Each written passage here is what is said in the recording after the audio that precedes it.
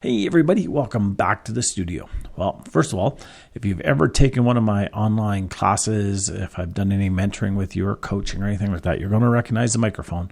I wasn't using it for my YouTube videos, but I've decided to give it a try, see if the quality's any better. And the fact is, it's always here at the studio, whereas the other mics and stuff travel with me sometime, and I forget to bring them back. So I'm giving this one a try. If you like the sound better than the last videos, let me know. If it's not as good, let me know as well. And we'll make a decision from there whether I'll keep using this mic. So in today's video, I want to talk about taking vacation pictures. Well, we all go on vacation. Well, most of us do. I haven't had a vacation in a few years, but hey, I do get away for weekends once in a while. But if you're going to go on a vacation, plan to get some good pictures that you're going to enjoy for years to come. Now, I'm not slamming cell phones, smartphones, whatever you want to call them.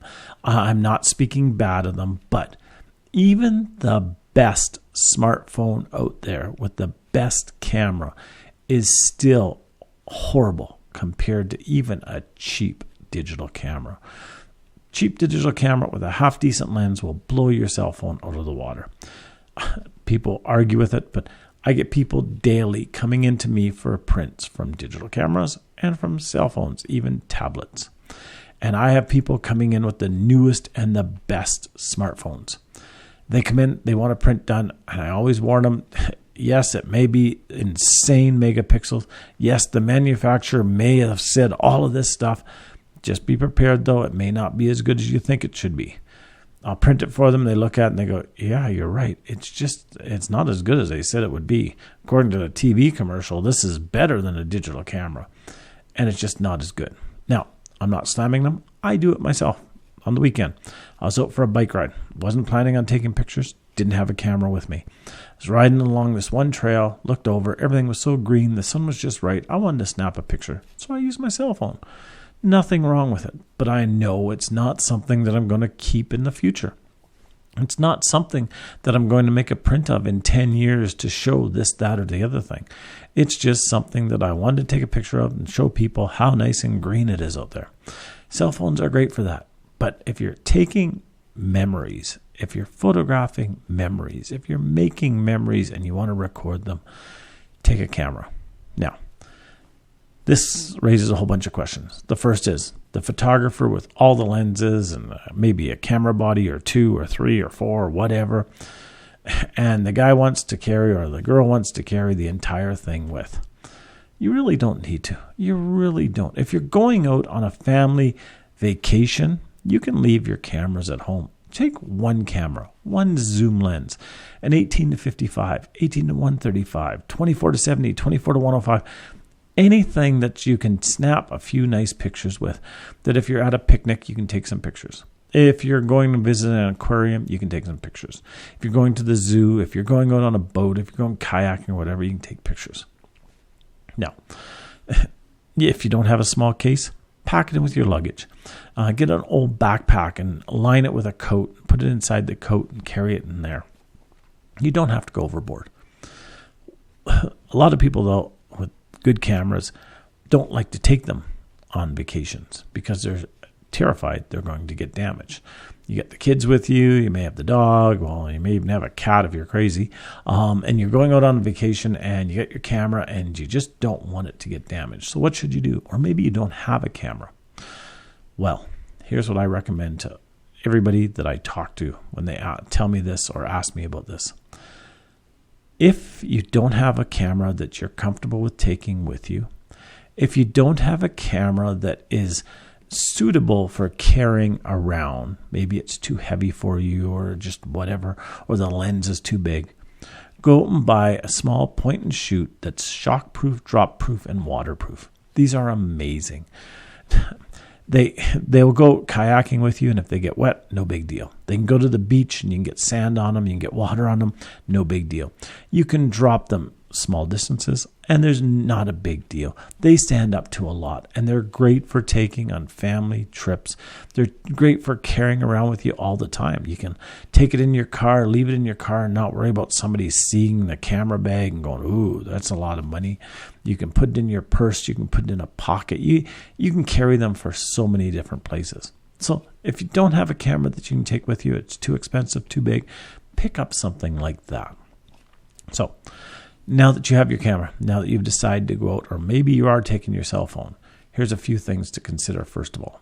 First, I say this constantly, and I'm going to say it again here. You'll probably get tired of hearing it, but take your images off of your card, whether it's in your camera or on your phone, and back them up somewhere, please, because guess what? People get so many pictures that they get to the point of overkill, and they just can't handle it.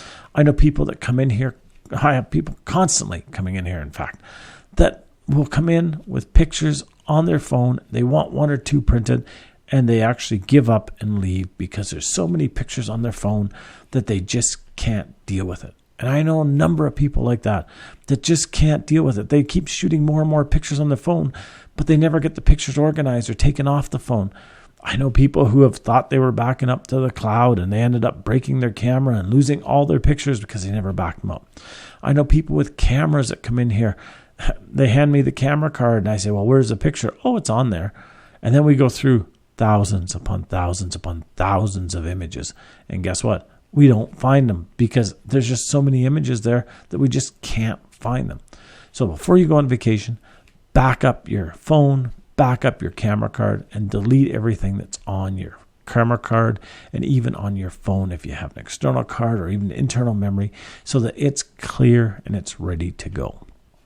Now, if you have to, carry an extra camera card with you. Carry an extra card for your smartphone if that's the way you're going, so that you have extra space as well. Next thing, test it. Reset it to factory specs. Test it again. A lot of times when we're playing with our phones, when we're playing with cameras, we go through and we play with a setting, and we forget that we played with that setting. And then when we go to take pictures, we can't understand why everything is purple or everything is green or everything is overexposed or everything's underexposed. We just don't understand that.